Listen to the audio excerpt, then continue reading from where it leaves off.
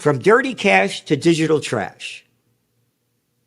They want to know every penny is spent because these low-life scum politicians never work a day in their life, and they want to get all the tax money that they can. So they know where you spent your money, what you spent it on, so bigs could control more, and that's all it's about. Total control, so they could steal your money and control your life. End of story. And that's why I say gold and silver are two of the most precious metals to have, because when everything goes digital, this thing is going to skyrocket. 76-year-old Gerald Celente is an American trend forecaster, author, and publisher of the Trends Journal, a weekly magazine that analyzes global current events, forming future trends. Though Celente has been talking about the gloomy trajectory of global finance for years, his predictions have become gloomier and more dire in recent times as a result of the blatant mismanagement by those at the helm of global affairs. Since at least 2020, Gerald's warnings have been more urgent and grave. A favorite topic of his are central bank digital currencies, CBDCs, an initiative that seems to be uniting all of the world's governments for the first time in a very long time. It's so difficult to see all of the world's governments from the west to the east agree on anything. Yet, more than 90% of countries in the world are at one stage or the other of developing a CBDC. 11 countries have already launched theirs, 21 are in the pilot phase, 33 in the development phase, and 46 are researching. These countries are plowing ahead despite criticisms that these digital currencies will place too much power in the hands of the already power-drunk politicians and government officials. According to Gerald, CBDCs will help the government achieve their aim of complete dominance and subjugation of the masses. During a recent interview with Silver Bullion TV, the renowned author and trend forecaster discusses CBDCs, the current state of the United States economy, and the need for an urgent revolution that will return us to the good old days. About 14 years ago, Gerald gave a huge warning that is still very applicable to our current situation.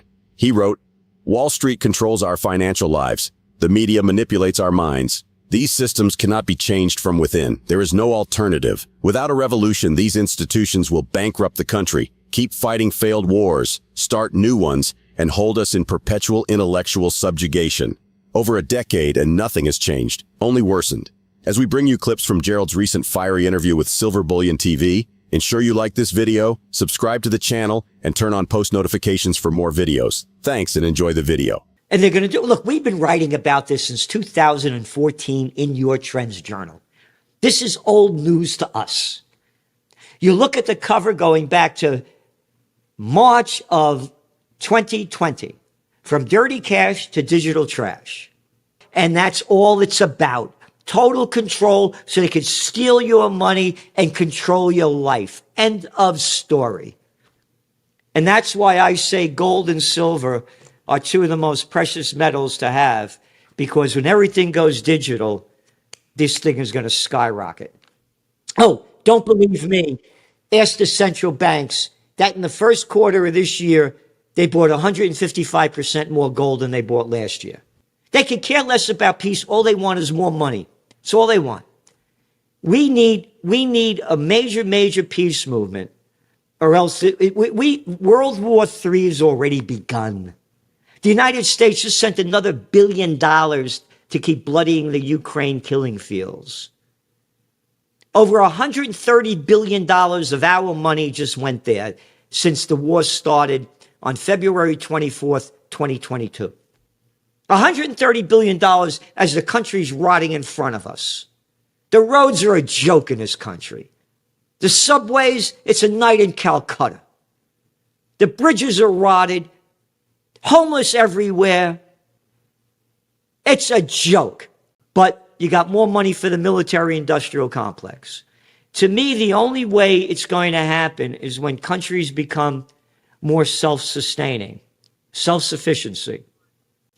They rely less on global trade and more on internal improvement. You take a country like Russia. They're doing it. All those companies that left Russia when the war began, Russia has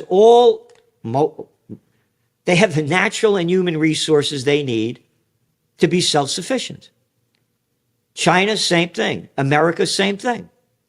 But they sent all our jobs overseas for cheap labor, and only 11% of our GDP in the United States is through manufacturing. 11%. 70%, nearly 70% of our GDP are the people buying stuff, consumers. So countries have to become more self-sustaining, and then you'll be more peaceful. But look what's going on with Niger and the other countries over there in Africa, where they want to throw the French colonists out. And the French are fighting. How dare you tell us to leave your country when we're stealing your uranium than any other damn thing we could steal? How dare you tell us to leave? And I love the word that they use, colonies. Colonists. What colonists? You're murderers and thieves. So you're seeing these revolutions happening throughout Africa. And that's what's going, it's very important to watch what's going on there, because this is a symbol of the bigger picture. And people have had enough of Western hegemony. In addition to ensuring you are appropriately invested in gold and silver, Gerald has also predicted that smaller, more self-sustaining communities will weather the crisis in style, while big cities and hypertrophic suburbs descend into misery and conflict. If the revolution does come, as Gerald and many others are predicting it will, then you have nothing to lose by being sufficiently prepared. Plus, the alternative is to be completely reliant on the dollar and other fiat currencies, and they are all getting debased faster than anyone can keep track of. During the interview, Gerald also gives some important pieces of advice to younger people that are just starting out and don't want to be caught in this environment of complete confusion and departure from everything that helped us build such a great country. Let's get back to the interview. You get in the best shape you can, physically, emotionally, and spiritually. That's number one. You think I want to work out every day? But I do. You think I want to, and I eat healthy as I can. And try to do something to help anybody you can in any way or any movement that you believe in. You got to do something positive every day to help others. And do what you can to support peace. And again, I launched Occupy Peace, occupypeace.com. And it depends on you first.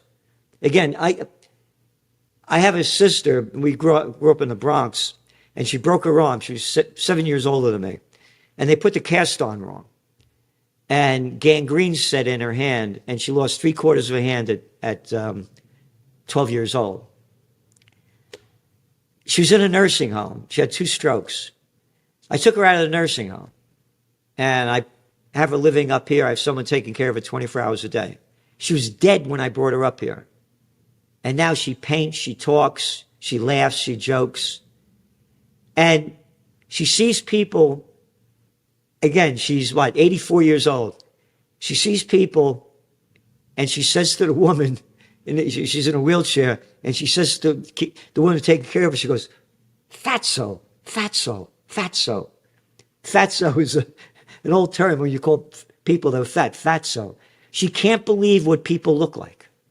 She cannot believe what people look like. She's been in a nursing home for 12 years. And now she's out. She cannot believe what society looks like with the purple hair and the this and the that. She can't believe it.